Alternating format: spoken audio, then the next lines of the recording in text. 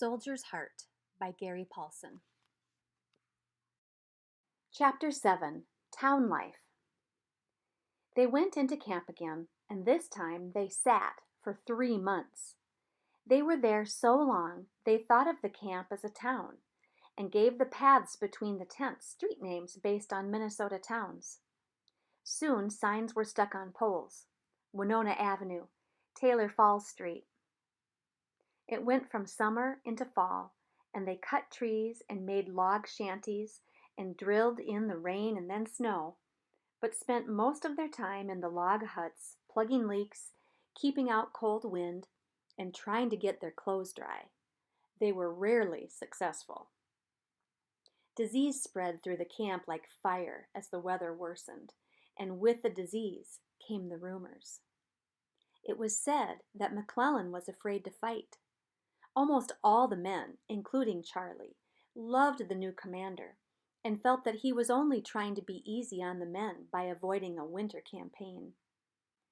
But the rumors said that Lincoln, most of the men also loved the president and called him Old Rail Splitter, was very dissatisfied with McClellan's lack of bite and wanted some attack made on the rebels somewhere at some time soon.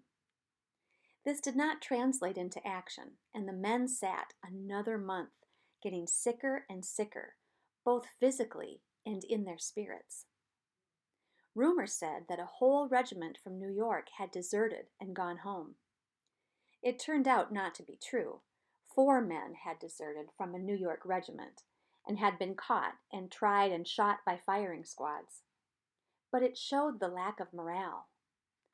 Another rumor said that a young general named Grant out west in Tennessee had fetched the rebels such a hit that he'd whipped their western army, and that Grant was a drunk, and that Lincoln had said, "Find out what kind of whiskey he's drinking and send a case to all the generals." This proved to be the truth, but none of it really mattered to Charlie. Like most of the men, he worked at taking care of himself. It kept him busy. The camp was worse than a pigsty. Men from the country, most of the Minnesota volunteers, knew of country living. They dug holes for latrines, kept their areas cleaner than others, and worked at getting good shelter. Men from cities, New Yorkers were the worst, had little concept of living with the land and had no idea how to take care of themselves. They left sewage in the open, didn't drain the slops from their shelters, and consequently were virtually destroyed by disease. Some New York companies lost more than half their men to dysentery, typhus, measles, and diarrhea, which soon spread to other units. It seemed somebody was always either getting sick, was sick, or was getting over something. Charlie and the rest were kept moving, just working at repairing the shelter, keeping it clean, and cooking. The food was simple, and for the most part, bad. Beans, always beans, salt pork, and coffee. Soon a bakery with wood-fired ovens was going, and bread was doled out to the men. The plan was to give each man a pound of bread a day, but it rarely worked out that well. The sutlers kept plying their trade and brought cakes and pies and cookies to the men, but the prices went up. 50 cents for a cake that tasted as if it was made of wood. And most of the men only bought from the sutlers in dire emergency. Charlie once relented and bought an apple pie, but when he sat down to eat it, there were only 3 small slices of apple in it and nearly no sugar. If they had the ingredients, housewives on nearby farms cooked and sold meals to the men. But getting food this way was chancy, to say the least. There were over 90,000 men in the camp, and perhaps 20 farms where food might be available. To feed all the men 3 meals a day, the farm wives would have had to make 13,000 to 15,000 meals a day each. Besides, the officers seemed to get most of this good food.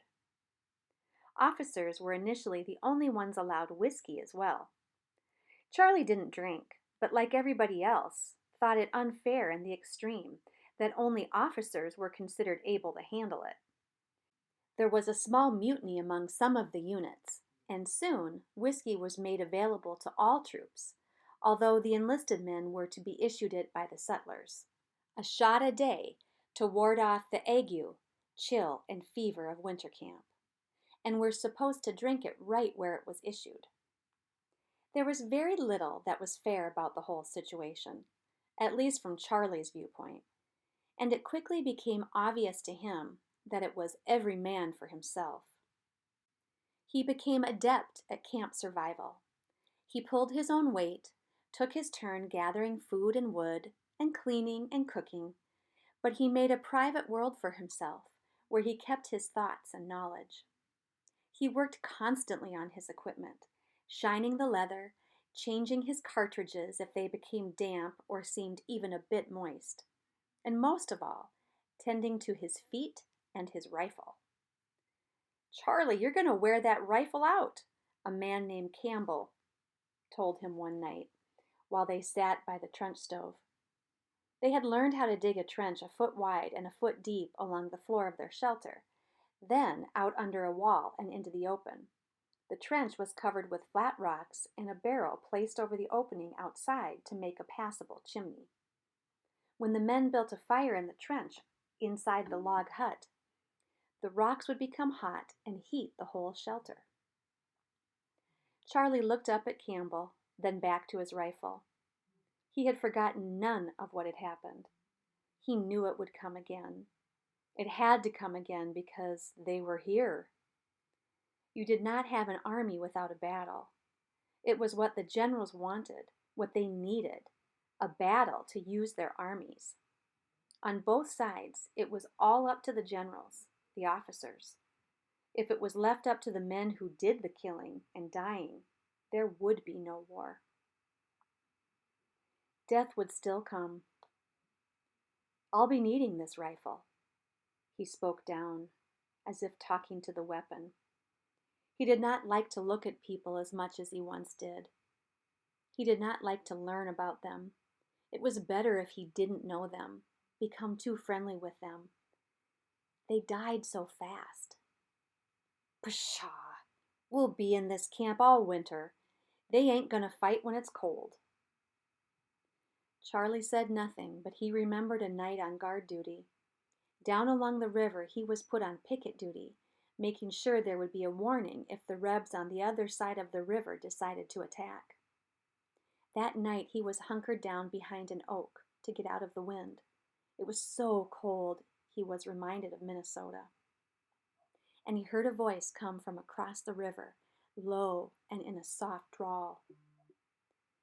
"Hey, Union, can you hear me?" Charlie didn't answer.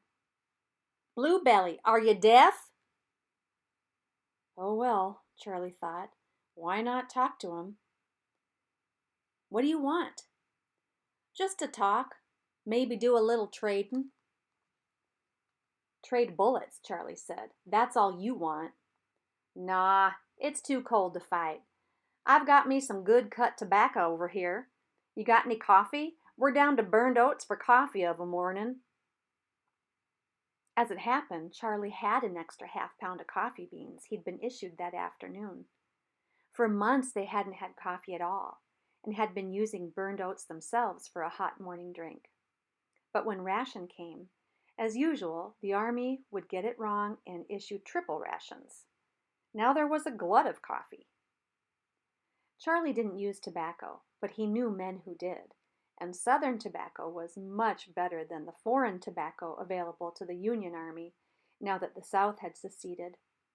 He would trade the tobacco for bread, pies, and leather to fix his shoes. "How we gonna trade?" Charlie called back. "I got me a plank.